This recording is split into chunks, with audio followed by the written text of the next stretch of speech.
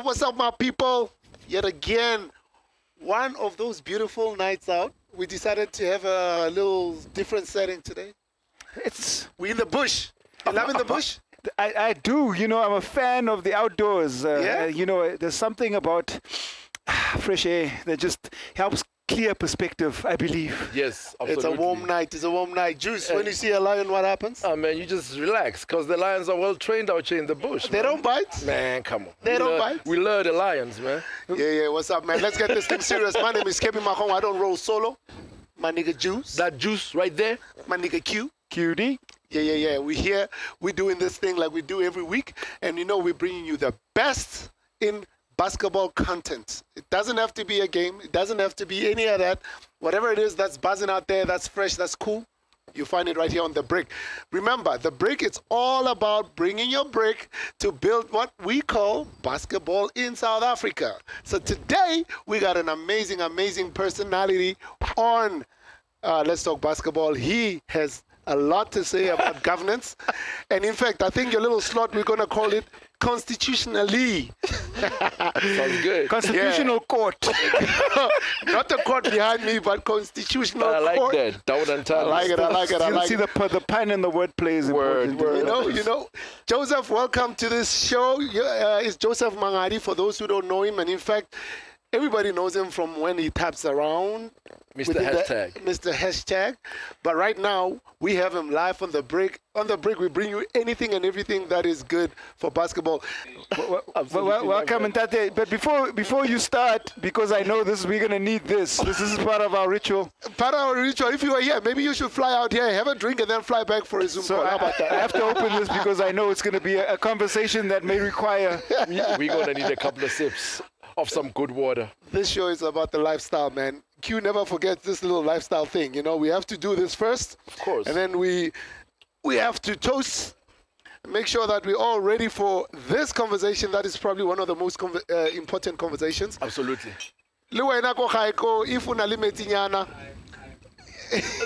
Like that. Love that. I love it. Cheers, gentlemen. Cheers. Let's have a good show. Let's have a good conversation. To the break.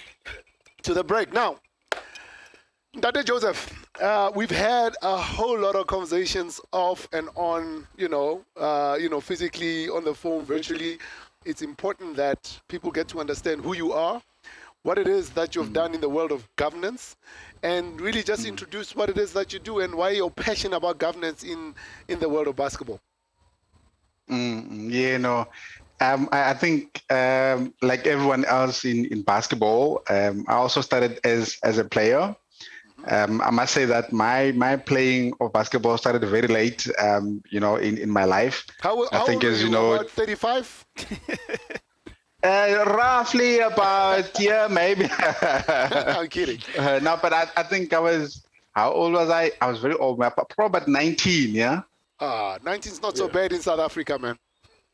Yeah. It's actually bad. bad. No, because the thing is, I was playing tennis, and the basketball guys were like looking at my height and like, no, you must come and play. I was like, man, you see me now, I'm high class. I'm playing tennis. I don't play this basketball. That's right. It might be high class, but it's not cool. It's not cool enough, yeah. Yeah, especially you have to walk around with those mini skirts. Yes, and you're showing your legs, and I don't have very beautiful legs, so yeah, there was nothing to show off there anyway. So Yeah. so yeah, that's how it started. And then I went to UWC and I played for the UWC team. And then after playing, I did some table official here in the Western Cape. I think most people don't know that my official basketball started here in the Western Cape. So I was a table official for a number of years. And then because I'm from Gauteng and everyone was living it up in Gauteng, I was like, nah, man, Cape Town, I'll see you later. I'm gonna go back to Gauteng and live it up like everyone else. And when I got to Gauteng, Metro was still big by that time. But I'm from a very small township called Duduza. It's almost in the border of Gauteng and Mpumalanga. So was trying to go to metro games from there. It's a nightmare. And I think that's where I started to see things different about basketball. To say how can I make these guys who are into Tuza to be able to play the sport of basketball as productively as everyone plays, especially if you near Central Joburg. And I think that's where I discovered that there are a lot of challenges for us guys who are far away. There's a lot of challenges for people who can't afford to travel to Joburg. And I think we tried to form a league just around Ekurhuleni, because that's where I'm from. I think Jules. Yes, sir. Yeah, so we you can mention Jules. I'm in Ekurhuleni too, just in case you guys don't know. I'm not so sure about UQ. East Rand represent. Q's all the way in the Hamptons of the East. Yeah. So basically, that's how my government journey started. It started with me being a coach of a team from Tutuza. Just experiencing the challenges of trying to make them participate in this beautiful sport that we all love, and I found that there were a lot of hoops that we had to jump in order for us to participate. And I think I've been jumping those hoops since that day till now, to say no, but people should not jump hoops to be able to play basketball. You know what I mean? If I'm from Tsakane or Kwatema, I should be able to play basketball like anybody else would. I shouldn't have to jump through hoops. So tell us about the hoops. What are you talking about hoops? Because I think here we shoot hoops. We don't jump hoops. So, it's a pan, but it's an important one because you're probably talking hoops from a governance perspective, right? And jurisdictional. And restrictions. Yes. So tell us about those hoops. Yes, what were the hoops? Yeah, I think, as I said, the first thing is we wanted to form a basketball structure in Ekurhuleni. Yeah. Right. And I remember there was a Gauteng Basketball Association in existence at that time. And they told us, no, we already have Gauteng Basketball. I think it was called the Super League that time, if I'm not mistaken. Yep. So they already have the Gauteng Super League. So we can't have our own league, which obviously didn't make any sense to me. It's like, no, but Gauteng is so big. You can't have everyone playing in a Gauteng league. It's basically impossible. So that was the first hoop, and somebody advised that no, actually we must first form ourselves as an association. So we formed ourselves as an association. We then said to Gauteng, here we are. We want to participate in the sport. We can't be part of the Super League because first of all we're not at that level yet. And secondly, it's too expensive for us to participate in the Super League. Can you please allow us as the East Rand Basketball Association then to have our own association and be able to run our own league? They first of all, obviously tried to refuse. We negotiated, not through my beautiful smile, because clearly I don't have one, but we managed to convince them that no, it's in the best interest of Ekurhuleni basketball to do it. So that was the first hurdle. Just trying to make Gauteng Basketball Association at that time to understand that you can't build a basketball at the provincial level. Basketball has to come to the ground. It has to come to the districts or municipalities, as we call it. It has to come to the different townships. It can't just be a provincial thing. So that was the first hoop that we had to jump, and obviously we jumped that hoop. Even after jumping that hoop, we still found that participating in Gauteng, basketball structures was still difficult for us because we were not recognized. Yes, there's those guys in the Ekurhuleni there playing in their little corner, but we felt not. But we need assistance from GBA. GBA must help us to be able to reach the same level as everyone else. As you're talking about the next hoop. Yeah, as you're talking about that, right? You say you need assistance from GBA, and I'm guessing if you are a provincial association, you would need help from a national federation, which is BSA. When you say you needed help, what is the help? I think obviously the first help that we needed from them was just in terms of technical officials. We said we want to play the sport. We want to grow our league. We see that in Metro Basketball League, then there's proper officiating. Those officials are they're accredited. Can we also somebody come and help us to train our officials so that they can also be credited? Because I mean, you can't run a league if you have somebody who doesn't know what the FIBA rule book looks like. They ref from what they heard or from what they saw from someone. So that was the first challenge, just to convince them to send someone to come and train us in Ekurhuleni. And then the second challenge was to say, yes, some of us have played basketball at a certain level, but I'm not a qualified coach. I've never been a qualified coach. So we need Gauteng basketball to help us to teach our coaches so that they have the right knowledge to be able to coach. So that was the added assistance that we needed from them. And then obviously administratively, we are a fairly young structure. We've not been involved in basketball administration. We didn't know about how we fit into the whole basketball structure. So we said, please help us administratively. Maybe with some funding if you can. We have to buy administrative equipment. We have to get cell phones to be able to phone. So we just help us administratively so that we can be able to participate. So those are the three main things that we requested from GPA firstly. Did you get the help? Yeah.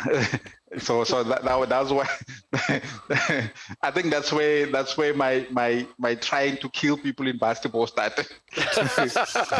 Kill Bill. Yeah. Kill Bill. This is metaphorical.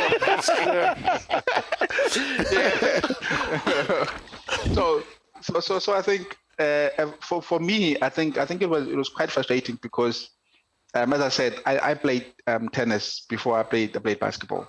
Right. I played tennis in my township, and Tennis South Africa used to support the tennis club in my township. When we needed balls, we needed rackets, we needed training, we needed something. Tennis South Africa will support a club of some kids. We were kids then, of some kids in Toulouse. Tennis South Africa will help us. And I also happen to come from a football family. And I know that, as I'm sure you do know by now, that SAFA has an office in each district. So in Ekurhuleni, there's a SAFA office. So if you're running a structure or a local football structure, there is SAFA Ekurhuleni to assist you administratively by running coaching clinics, by giving you technical officials. So SAFA Ekurhuleni helped that.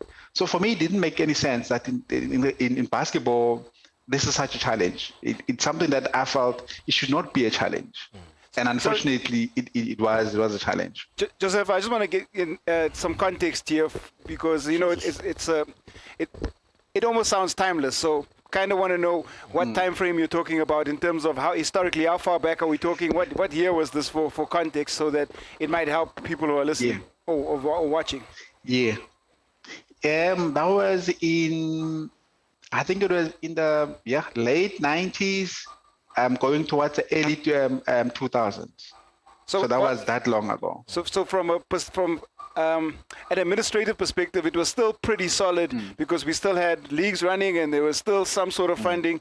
So you're saying even back then, when basketball at South Africa was still running at a quite a high level, there was still not administrative support for district structures.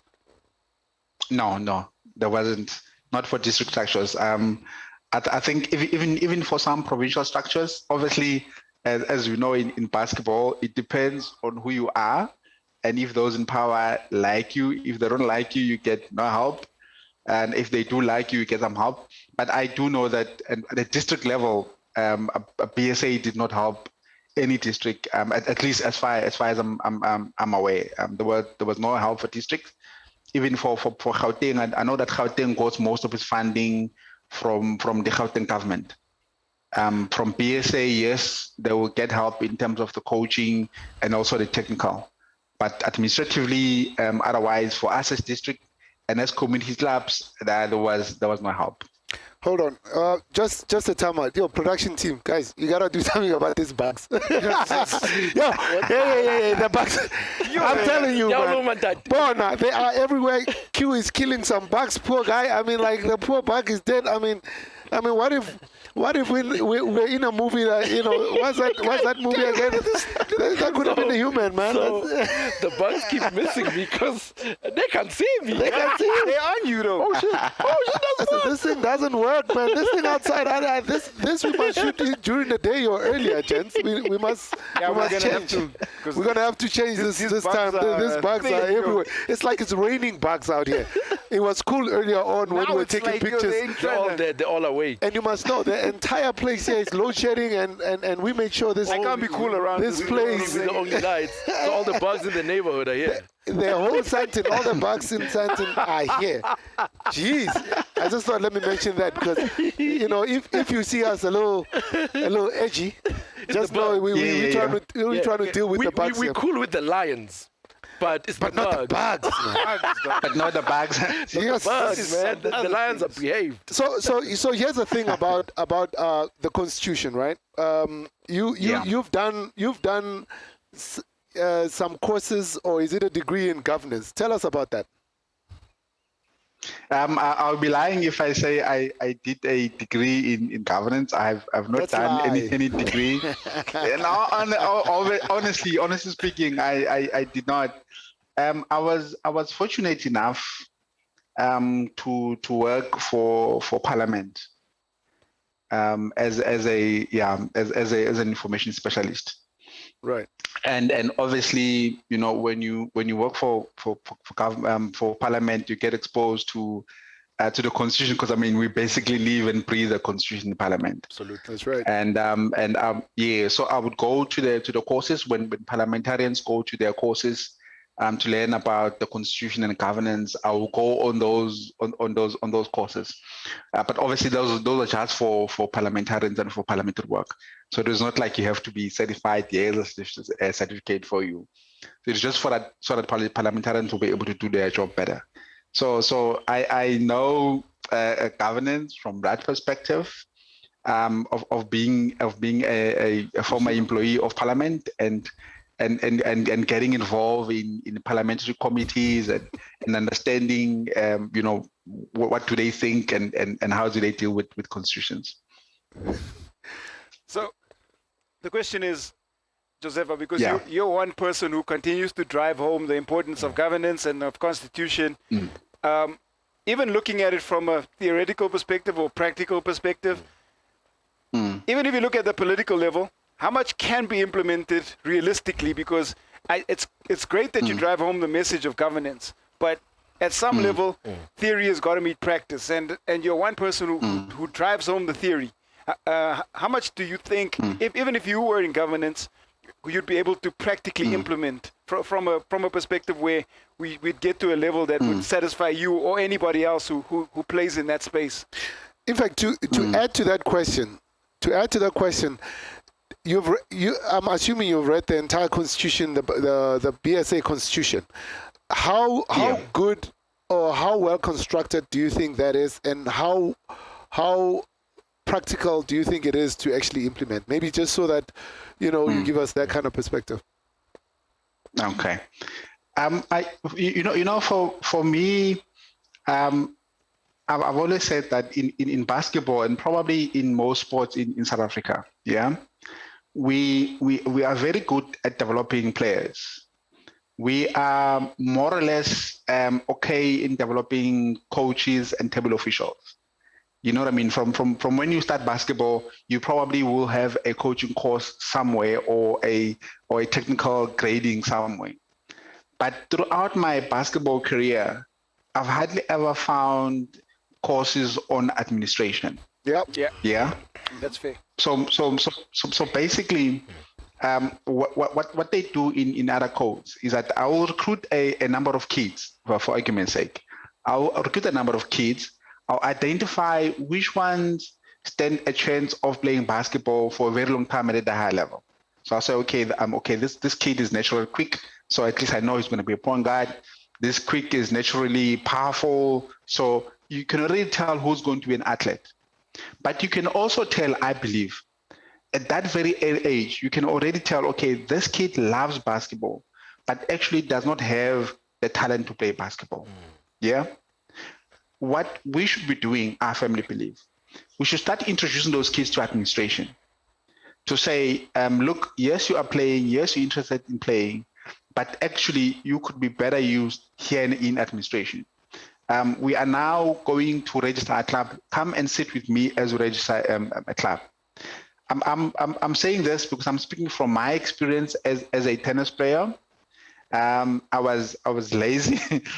I was lazy. My coaches used to tell me, and from a very young age, you know, one of the administrators took me to the side and just say, Joseph, you're not going to be one of the best tennis players. Actually, yeah. Shame, man. You know, thankfully, You must find him and kill him. But you can keep the team ready. That's not a way to We need to talk about your expectations. That man does not know how to motivate people. What if you could have been? What if you could have been a star? But anyway, continue. Yeah. So basically, he then groomed me from a very young age to be the administrator of the club. Yeah. So I started administrating the tennis club at about age 16 already. I was already the chairperson of the Tutuza tennis club. So he said to me, forget about playing. Yes, you can still participate because, you know, we all participate, but you should spend your more time. Yeah, you know what I mean? So basically, that's how I was groomed in administration in tennis, because it was identified you're not going to be a good player. And I believe in basketball, we don't do that. We want every kid that comes through our doors to go and play. So if you were a great player, if you were a great player at basketball, and say Q, probably one of the best players of his era, and somebody said, well, you know, I mean, you're great or whatever, why don't you come do this whole administration thing? Do you think you would have agreed? Would you have agreed, or you'd have wanted to stick to the playing role? Well, I think obviously the playing role would have been the first port of call. Playing is enjoyment. Playing is something that you're drawn to. But like Josefa says, you also have other skills. So some people find enjoyment in going home and sorting out and doing recons. I know I'm not one of them, but there are people who do that, and there are people who are skilled in it, and they can add value. And they will just naturally go and sort players and stats. And, you know, I can give you great examples of what Josefa's talking about. Lebaka, who was on my show, right, used to do the stats for our team.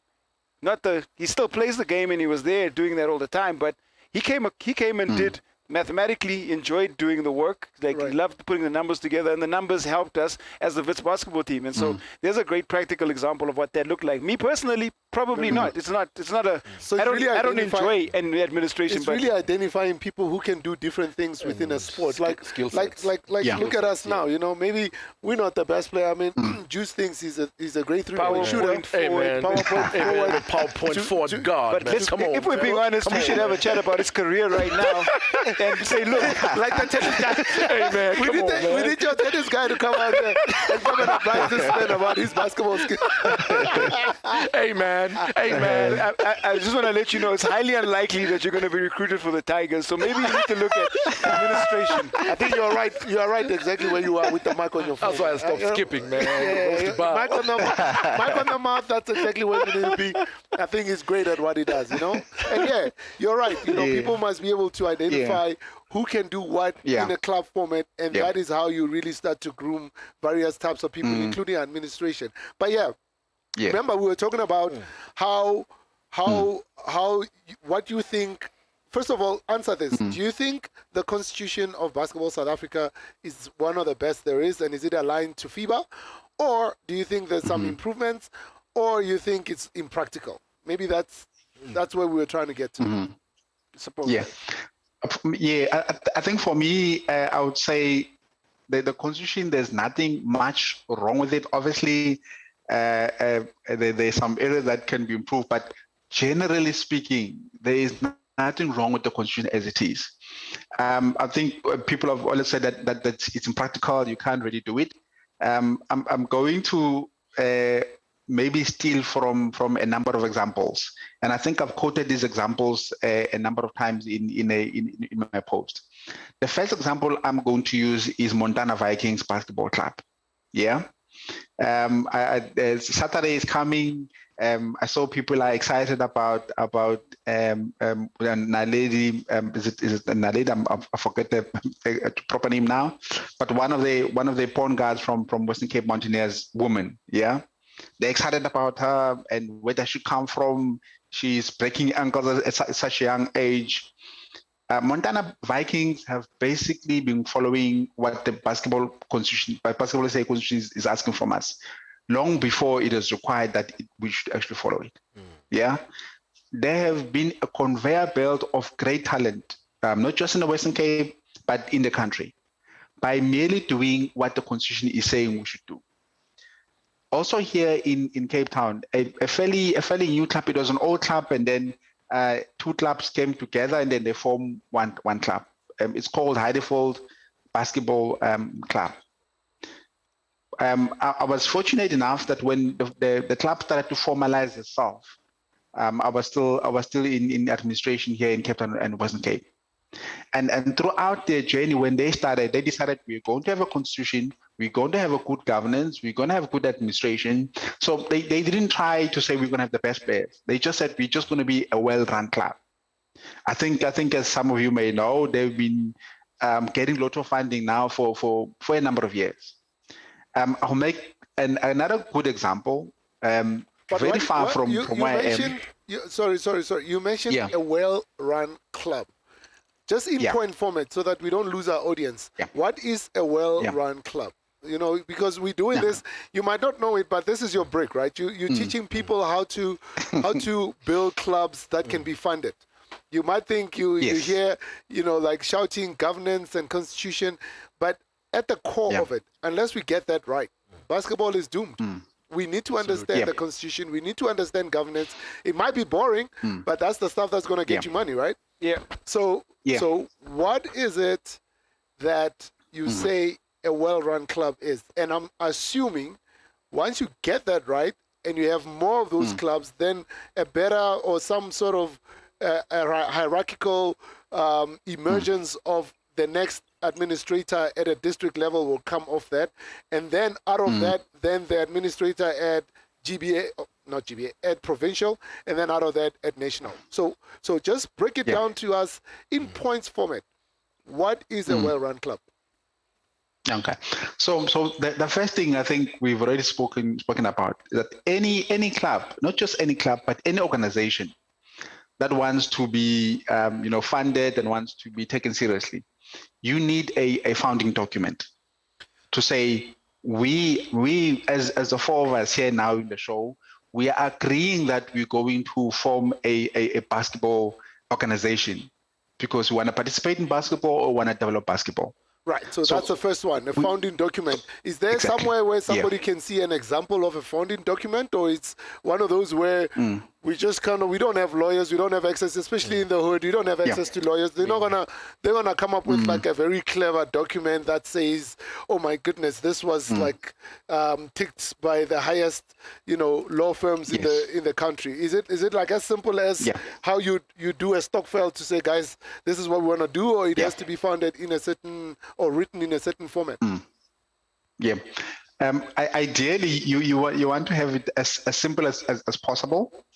But unfortunately for us, we do have basketball essay to say to us, in your constitution, in your founding document, this is what you must have. Okay. So your object must be our object. They must support our object. Yeah.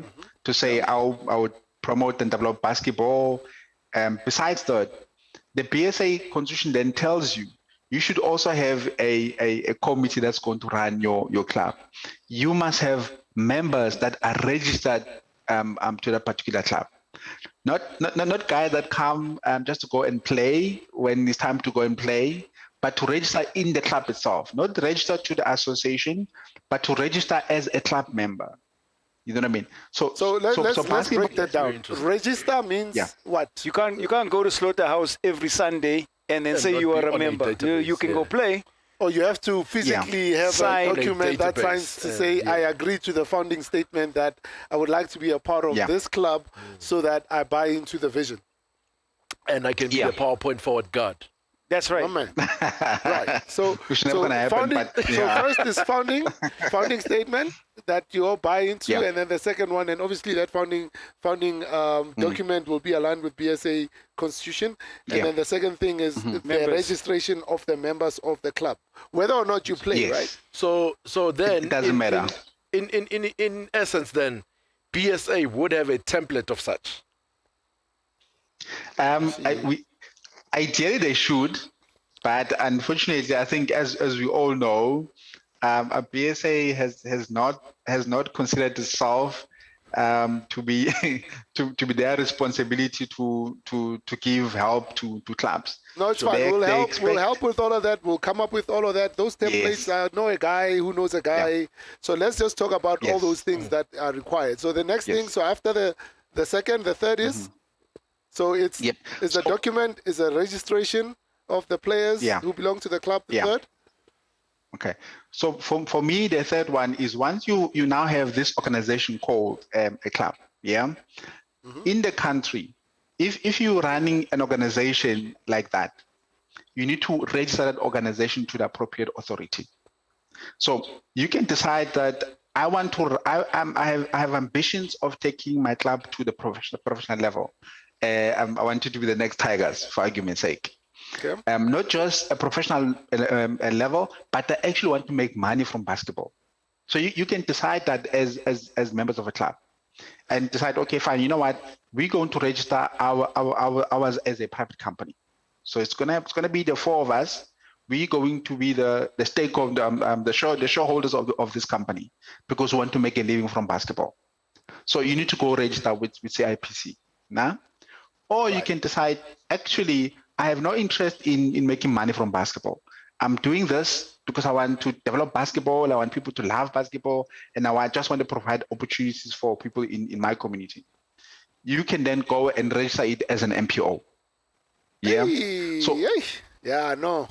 And the thing about the Yes. NPO and pretty much registering a company, it's not as easy as just registering, because there's so many things that has to go, the bylaws that says if you're an NPO, these are the Yes. things you must follow. If you're a company, these are the things you must follow. And I think Yeah. in there, what we lack is the knowledge of running a business or an NPO. But this is also speaking back to administrative skills. So Yeah. you have to Yes. understand. So somebody has to go and learn. Yeah. So it's not as, let's register an NPO and then we sit and then wait. You know what I'm saying? There's things that you must know and understand about registering an NPO. Okay, so Facts. the registration of an entity, yes, go ahead. Yeah. Okay. So basically, once your entity is now registered, is now a formal structure, it's going to require you to have certain things in place. I can go to a sponsor and say, here I am, a club, we've just formed my club now. Can you please give us money? And they will ask you, okay, where do we give you this money? No, you can just give it to me cash. No sponsor will do that. They will not give you cash. So obviously you need a banking account. This banking account is not just important for sponsorship purposes. Yeah, it's also important for your members. When your members contribute, because we're the four of us. We decide we're going to form a club. We all agree we're going to pay certain amount of membership so that the club can run. You can't pay that money to my bank account, because I can chow the money. I can run away. I can run away with the money. You know what I mean? So I will need a bank account to show that this entity, this organization is legitimate. It is a bank account. Yeah. Then the other thing is SARS. As you know, You must pay your taxes. whenever- You can't run away from SARS. yeah. You say that so enthusiastically. Because I pay my taxes. You can bring them.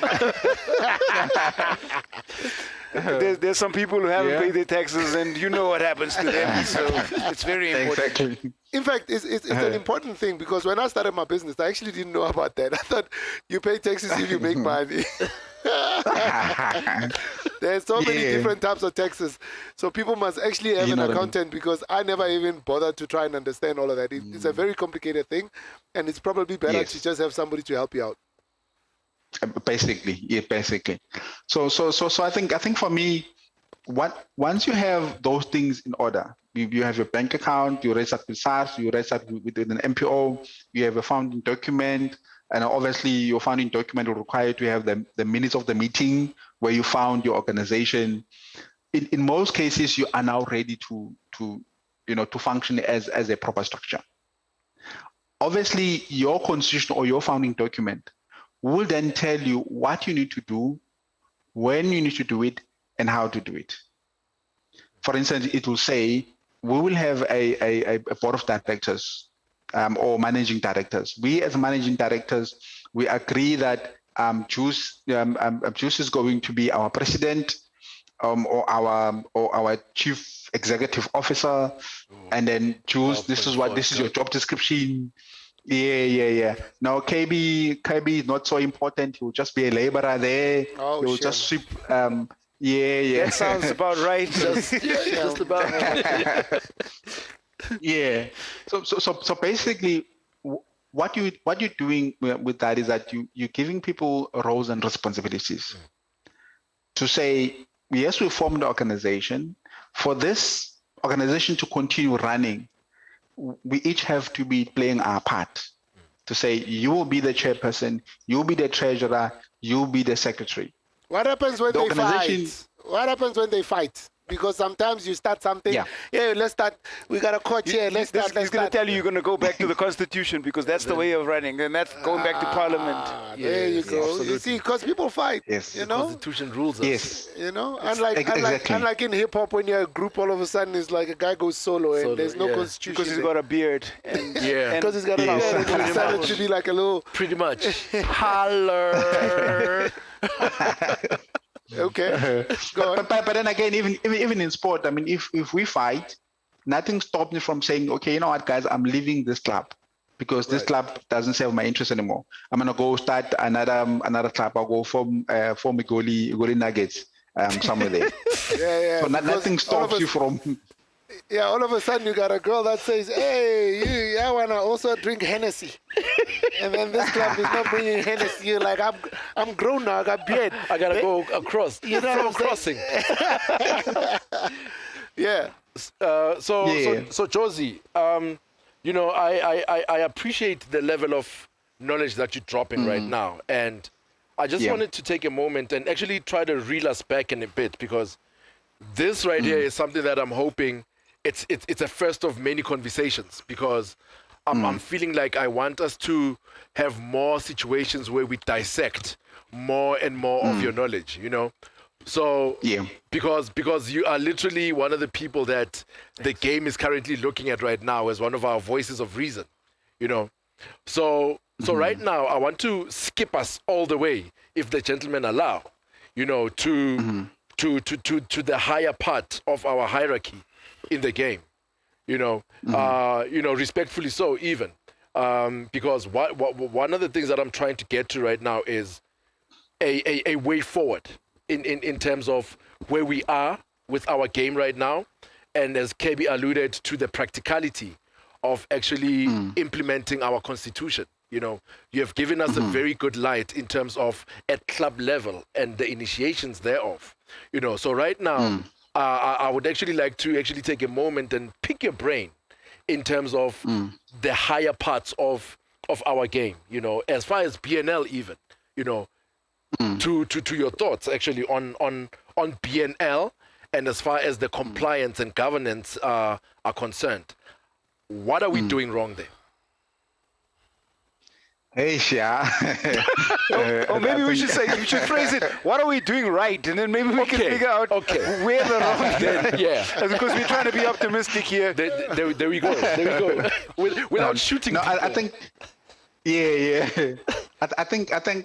Firstly, I must say that I was very excited, like everyone else, when BNL came. I think when we started playing basketball, there was PVL, and it was one of the best thing in South Africa, not just in basketball, but just I generally played in PBL, the sport. just in case you thought I was Yeah. short. I was a rookie when it got disbanded. Okay, I was not in South Africa. I was a rookie. Yeah. So basically, when BNL came, we were like, okay, thank you, BNL or PVL and BSA have now agreed that they'll bring back professional a basketball league. Yeah. Obviously, it's good news for everyone. I think yes, my post might suggest otherwise, but there is no sport that can thrive if it does not have an elite league, if it doesn't have a professional league. Yeah. And I was also excited by BNL because it was not going to be run by BSA. Don't quote me on this. You know what I mean? Because the reason why I say so is that yes, we had BSA, and most of us in BSA were just politicians. Yeah, we're just administrators and politicians who just make a lot of noise. But most of us had not much history in running a business. We don't know how to make money. The only way we know how to make money is to go to government and ask us money. But we don't know how to run a business so that it can generate funding and people can live off. So I was very excited to see, okay, here is this group of people who've got businesses. Because I mean, you look at the BNL ownership as business people. They know how to run a business. And we're fortunate that they also enjoy basketball. So they know how to run a business and they enjoy basketball. Oh, good, they're gonna take basketball forward. Yeah. So in that level, I was very happy. Yeah. And I think I got that because if you look, I think I've also made this example a number of times. If you look at Australia, for example, Australia has a National Basketball League. It's not run by the association. It's run by a private group. Yeah, and the clubs are also private entities. It started small. It experienced some difficulty. It came back. Now it came back even stronger. So I was like, okay, so there is space for a professional league run by professionals, by people who are just there to make money from basketball and create create jobs and create living from basketball. And separating that from your normal association matters was going to help us as basketball, because I mean they're not going to get caught up in all this politics and all these BSA elections. They will just concentrate on running a professional league. So I was very happy with that. However, the problem started when the minister said to them, okay, guys, I see that you want to run this professional league of yours. Yeah. But you seem to only have a number of clubs. I think there were about like 5 clubs at that time, if not less. And the minister said, no, but as a minister, I can't support an initiative that seems to be very exclusive. It must be inclusive. So you need to have teams from other provinces, yeah, so that I can give you funding. And obviously, BNL does not have control over the provinces. BSA now have to come to the picture because they bring the provinces into the picture, and they came with the provinces. But when they came with those clubs from provinces, BNL still says, yes, there is a club from the Western Cape. We're going to call it Western Cape Mountaineers. There will be a club from Mpumalanga. We'll call it. They've changed names, but for now we'll call it Mpumalanga Rhinos. However, we are not going to give the ownership to those provinces. We will keep the ownership of those franchises. I think for me that's where I began to say, okay, hold on, something is just not right here. This is not how normally you would run it. Again, I will make an example with the NBL in Australia. Yeah, you do have clubs that were formed by private individuals who said, I'll form my own club and I'll run my own club. The province is not going to be involved. You also had clubs that are actually run by the province themselves. So they in the NBL, they're part of the NBL franchises, but the franchise is owned, it's fully run by the particular association. So basically, if I'm Western Cape and I want to have a team in the PNL. I can go to PNL, say PNL, I know how to run the club. I just want you to give me the rights. And that's what has happened in Australia. They allowed individuals who want to run their own clubs to come on board. They then allowed associations who want to run clubs to come on board. In our country, PNL said, no, we don't want to share the money when the money comes. So we're not going to give you ownership, because if you give you ownership, it means that there's less share for us. We want when money comes, it must come to us as owners. I think by that time, BNL was still a PTY. Unfortunately, they had to change now to an NPC because they were not making any money.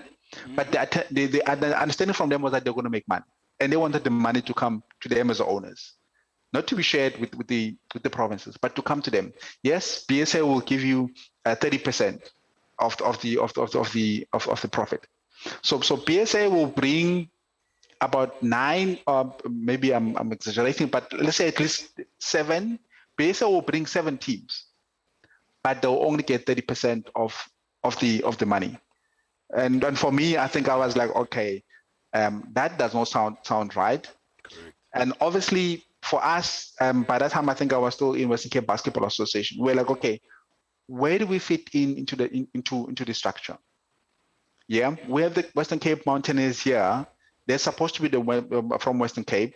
Where do we fit in? Do we have any rights to Western Cape Mountaineers? What kind of rights do we have in Western Cape Mountaineers? And we were told, no. We have appointed a manager. That guy is going to manage Western Cape Mountaineers. You'll just give us the players. You'll just give us the players, give us a coach, but that guy will manage it. And we're like, no, but it cannot be a Western Cape team, which obviously, and we are not involved. The only way we can be involved is you appoint a manager, and we don't have control of the manager. We don't have control of the player. They don't report to us. They report to you directly. So we're like, okay, we are not sure what's happening here. And I remember we wrote to PNL and say, can you please give us a copy of the memorandum of agreement or whatever this contract that you have with BSA? Give us a copy so that we can see what exactly is our rights and our responsibilities in terms of the agreement. And I think, as everybody knows, good luck with getting a copy of that agreement. It is one of the most secretive document in the whole country. All right, I'll tell you what, Joseph. You know, I think there's a lot to unpack here, and this show can only be so long. We wanted to, you know what I'm gonna do for you?